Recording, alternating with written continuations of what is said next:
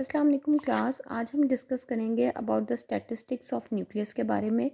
Nucleus की statistics क्या होती है या न्यूक्लियर स्टैटिस्टिक्स क्या होती है।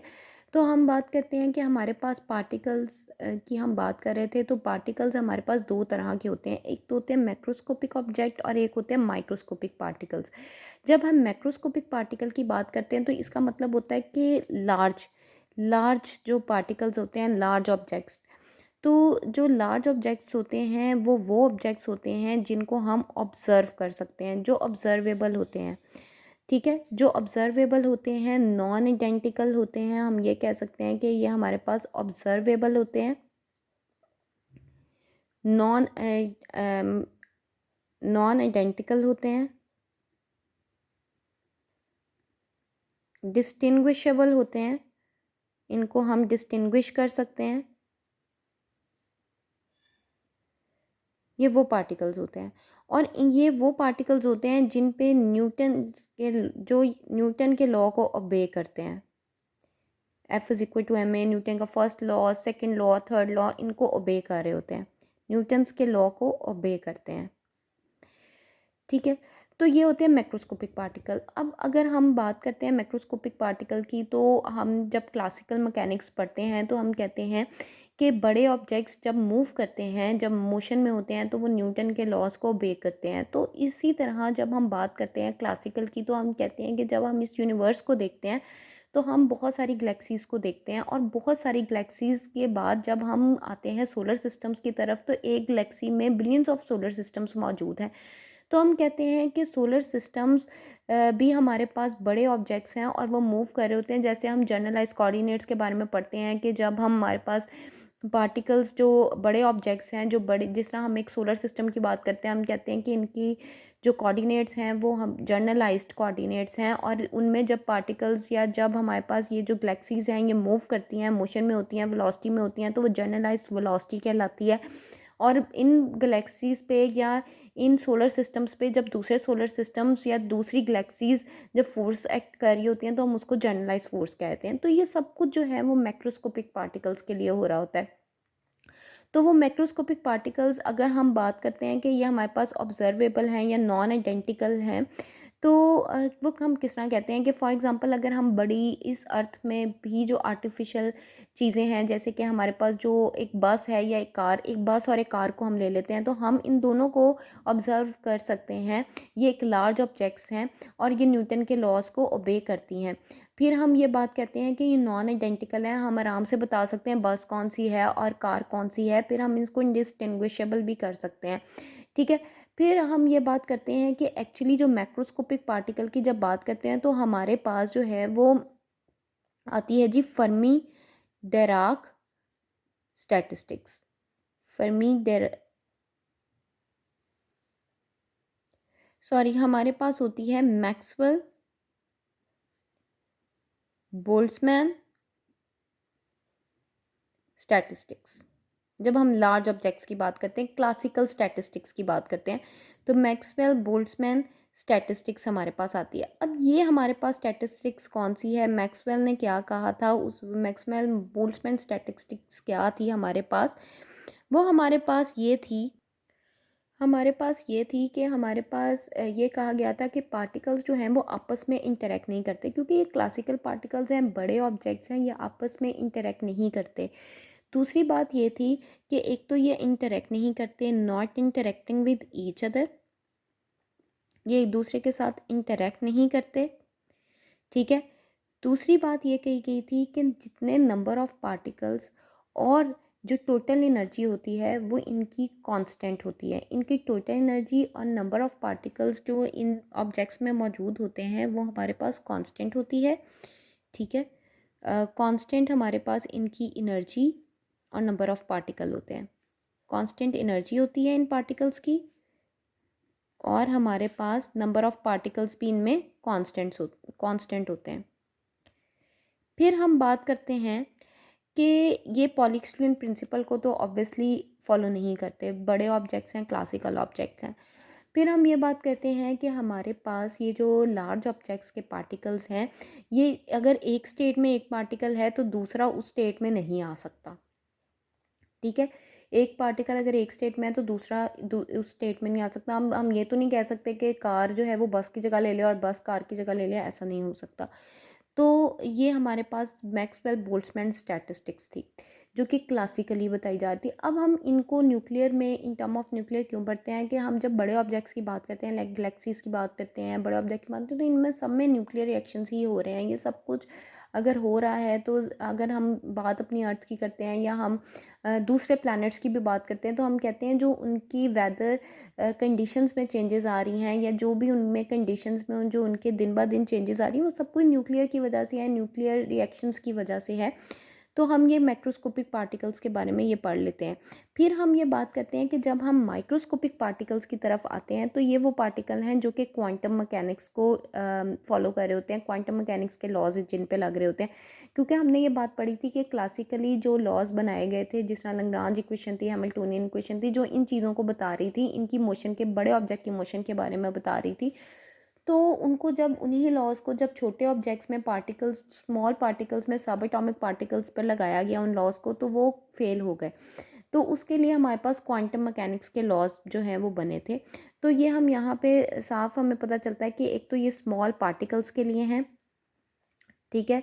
स्मॉल पार्टिकल्स के लिए होते हैं, ये वो होते हैं जिनको हम जो कि हमारे पास आइडेंटिकल होते हैं। आइडेंटिकल हम किस सेंस में कह सकते हैं कि अगर एक एटम एक एनर्जी स्टेट है और उसमें हमारे पास 2 इलेक्ट्रॉन मौजूद हैं, जैसे हीलियम का मैं कह देती हूँ कि अगर इसमें नंबर ऑफ़ प्रोटॉन जो हैं वो 2 हैं, तो उसमें नंबर ऑफ़ इलेक्ट्रॉन भी 2 हैं। तो 2 नंबर ऑफ़ इलेक्ट्रॉन है, तो मैं अगर इस इलेक्ट्रॉन की बात करती हूँ तो इसका मास और इसका चार्ज वही है जो कि इसका मास और इसका चार्ज है। तो ये आइडेंटिकल हुए एक दूसरे के। इनको हम डिस्टिंग्विशेबल, ये तो ये डिस्टिंग्विशेबल थे, पर ये जो हैं वो हमारे पास नॉन डिस्टिंग्विशेबल होते हैं। इनको डिस्टिंग्विश नहीं कर सकते, जैसे कि मैंने यहाँ पे बताया, ठीक है। ये नॉन डिस्टिंग्विशेबल होते हैं। फिर हम बात करते हैं कि हमारे पास ये जो है न्यूटन के लॉज को ओबे नहीं करते, ये पॉली एक्सक्लूजन प्रिंसिपल को ओबे करते हैं। लेकिन हमारे पास यहाँ पे भी 2 कैटेगरीज आ जाती हैं, ठीक है। यहाँ पे हमारे पास एक आ जाती है फर्मी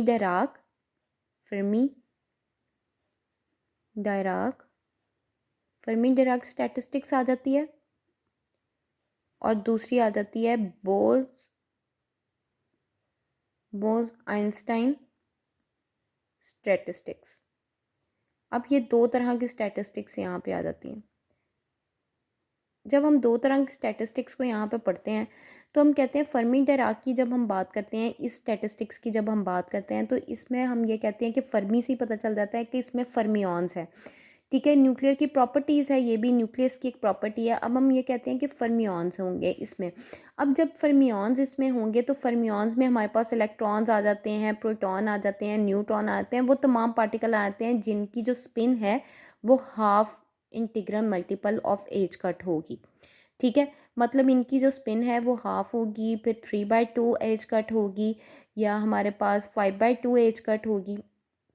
ये वो वाले पार्टिकल हैं जिनका एटॉमिक मास जो है वो ऑड होगा।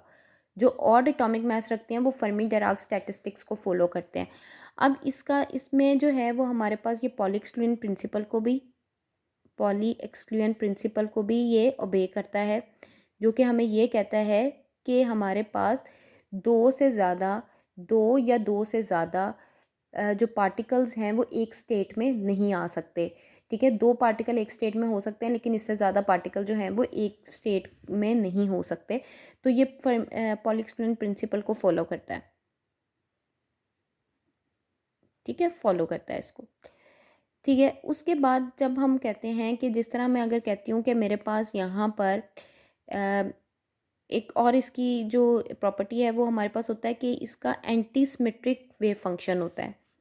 फर्मी डायराक स्टैटिस्टिक्स में जो हमारे पास पार्टिकल्स होते हैं, वो एलिमेंट जिनका ऑड एटॉमिक मास होता है, उनका एंटी सिमेट्रिक वेव फंक्शन होता है, एंटी सिमेट्रिक वेव फंक्शन होता है। अब ये हम किस तरह कहते हैं, एंटी सिमेट्रिक वेव फंक्शन होगा इसका। तो जब हम एंटी सिमेट्रिक वेव फंक्शन की बात करते हैं, तो हम कहते हैं कि अगर हमारे पास एक ये न्यूक्लियस है, ये हमारे पास एक एटम है, ठीक है। अब मैं ये कहती हूँ कि यहाँ पे भी एक इलेक्ट्रॉन मौजूद है और यहाँ पे भी एक इलेक्ट्रॉन मौजूद है। यहाँ से यहाँ तक जो रीजन तक इसका पोजीशन वेक्टर है वो है R2, और यहाँ से यहाँ तक जो इसका पोजीशन वेक्टर है वो है r1। अब मैं यहाँ पे इसका वेव फंक्शन लिखती हूँ, तो इसका वेव फंक्शन होगा साई, ठीक है, r1 r2, ठीक है।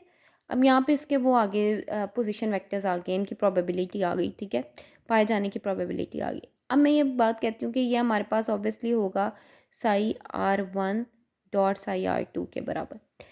अब हम ये बात कहते हैं कि अगर तो मैं इन दोनों को स्वैप कर देती हूँ, इसको इधर ले आती हूँ, इस वाले इलेक्ट्रॉन को इधर ले आती हूँ, इस इलेक्ट्रॉन को इधर ले जाती हूँ, मतलब स्वैप कर रही हूँ, इन्वर्ट नहीं कर रही। इन्वर्ट जब करते हैं तो वो पैरिटी कहलाती है। यहाँ पे मैं स्वैपिंग कर रही हूँ, स्वैप कर रही हूँ। जब मैं इसको इधर और इसको इधर ले जाती हूँ तो इनके पोजिशन वेक्टर्स जो हैं वो स्वैप हो जाते हैं। यहाँ पे r2 r1 आ जाता है। तो अगर तो हमारे पास आफ्टर स्वैपिंग जो है, अगर तो हमारे पास बिफोर स्वैपिंग ये है और आफ्टर स्वैपिंग ये है। आफ्टर स्वैपिंग अगर तो हमारे पास साई फंक्शन जो है वो पॉजिटिव होता है, ठीक है। अगर हमारे पास साई फंक्शन नेगेटिव होता है तो ये एंटी सिमेट्रिक वेव फंक्शन कहलाता है। आफ्टर स्वैपिंग अगर साई फंक्शन नेगेटिव हो तो हमारे पास एंटी सिमेट्रिक वेव फंक्शन आता है, और ये फर्मी डिराक स्टैटिस्टिक्स में आता है। अब हम आ जाते हैं बोस आइंस्टाइन स्टैटिस्टिक्स में। बोस आइंस्टाइन स्टैटिस्टिक्स से आपको पता चल रहा होगा तो कि यहाँ पे बोसोन्स की बात हो रही है। बोसोन्स में हमारे पास यहाँ पे फर्मियॉन्स की हो रही थी, ठीक है, यहाँ पे फर्मियॉन्स की हो रही थी, और फर्मियॉन्स में ये वाले पार्टिकल्स पाए जाते हैं। बोसोन्स की जब हम बात करते हैं तो यहाँ पे हम सिंपल सी एक बात करते हैं, फोटॉन्स, ठीक है। अब ये वो वाले पार्टिकल्स होते हैं जिनका जो इंटीग्रल मल्टीपल ऑफ 1 होते हैं, मतलब 1 एज कट, 0 एज कट, इन जिनकी स्पिन जो है वो एज कट होती है, 1 मल्टीपल ऑफ एज कट होती है, मतलब 2 एज कट। इनकी स्पिन जो थी वो ये थी, half integral multiple of h cut, और इसकी जो स्पिन होती है वो 1 होती है, तो ये 3 एज कट, सो ऑन। और ये वो वाले पार्टिकल हैं जिनका एटॉमिक मास जो है वो इवन होता है, इवन एटॉमिक मास रखते हैं वो वाले पार्टिकल हैं। पॉलिक्सक्यूलन प्रिंसिपल को फॉलो नहीं करते ये, क्योंकि इनके जो इंटीग्रल स्पिन जो है वो 1 होती है, तो वो ज़ाहिर बात है पॉलिक्सक्यूलन प्रिंसिपल को फॉलो नहीं करता, ठीक है, नॉट फॉलो। दूसरा हम ये बात करते हैं कि इनका जो वेव फंक्शन होता है वो सिमेट्रिक होता है। इसका मतलब ये है कि आफ्टर स्वैपिंग, मतलब अगर फाई r1 r2 है तो आफ्टर स्वैपिंग अगर r2 r1 है तो ये इवन वेव फंक्शन होगा। तो हम इसको कहते हैं कि ये हमारे पास बोस आइंस्टाइन स्टैटिस्टिक्स में आता है। अब इसको आप इस तरह से लिख सकते हैं जैसे कि ये है न्यूक्लियर स्टैटिस्टिक्स। आप कह सकते हैं कि टाइप ऑफ पार्टिकल है हमारे पास, माइक्रोस्कोपिक पार्टिकल्स हैं, माइक्रोस्कोपिक पार्टिकल हैं, मैक्रोस्कोपिक में मैक्सवेल बोल्ट्जमैन एक स्टैटिस्टिक्स आ जाती है, और माइक्रोस्कोपिक में हमारे पास फर्मी डिराक स्टैटिस्टिक्स आती है, और बोस आइंस्टाइन स्टैटिस्टिक्स आती है। तो जब हम मैक्रोस्कोपिक पार्टिकल्स की बात करते हैं, और हमारे पास दो पार्टिकल हैं मैक्रोस्कोपिक और माइक्रोस्कोपिक, जब मैक्रोस्कोपिक पार्टिकल की बात करते हैं तो macroscopic particle which are observable, non identical, distinguishable, differentiable, its motion is governed by the Newton law of motion. So, to observe their behavior, we will use the classical statistics, that is Maxwell-Boltzmann statistics. Okay. Now, microscopic particles deals with the subatomic particles like atom, electron, proton, neutron, fermions. It will not be observable, non-distinguishable, non-differentiable, identical, like two electrons. And their statistical behavior can't be described by Maxwell-Boltzmann statistics, and we can explain it by quantum statistics, Fermi-Dirac statistics, and Bose-Einstein statistics.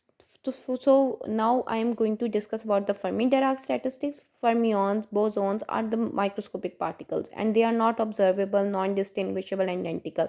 So what is the Fermi-Dirac statistics? The nuclear particles which obey the Fermi-Dirac statistics are called fermions, like the electrons, protons, neutrons. Fermions actually obey the Pauli-Exclusion principle and they have the spin is half integral multiple of this. Like 1 by 2 h cut, 3 by 2 h cut, and 5 by 2 h cut. So all the nuclei with odd mass number obey the Fermi-Dirac statistics, and the wave function describing the behavior of this system consists of the fermions is antisymmetric. So this is the Poynting principle, that is, no two fermions can have the same quantum number, or two or more identical fermions particles with half spin integer spin can occupy the same quantum state. So here I am going to take the example of the helium, which have the atomic mass 4 and the proton number of proton atomic number is 2. So if I have three coordinates x, y and z, and I have the atom here, and I have these two electrons. These two electrons have the nature, have dual nature, and it behaves like a wave called the matter wave. So they have the wave function, which is described by the psi r1 r2. And if I'm going to swap these electrons, and I'm taking this electron number 2 to in place of 1, and 1 in place of 2, then now the swap I'm going to swap the electrons, and the electrons are identical particle. It is difficult to say maybe this swap or not. They have same mass, same charge. So when we swap, position vectors of second electron is actually r1, and after swapping the position vector of one electron is actually r2. So I have the wave function, that is psi r2 r1 is equal to psi r2 r1. So this is the wave function that is before swapping, and this is a wave function after swapping. And if the wave function is negative, then it means it is an antisymmetric wave function. And now we are going to discuss about the Bose-Einstein statistics. So the particle which obey Bose-Einstein statistics are called bosons. We can see the photons. That is a basic example of the bosons, and they have the spin which is integral multiple of h cut, like 0, 1 h cut, 2 h cut, and all nuclei with even mass number a obey Bose-Einstein statistics. Bosons don't obey Pauli-Exclusion principle. And the wave function describing the behavior of the system consists of boson is symmetrical wave function, and this is actually the symmetrical wave function because after swapping the positions of the electrons, the wave function, if the wave function is positive, then it is a even wave function, and this obeys the Bose-Einstein statistics. Thank you.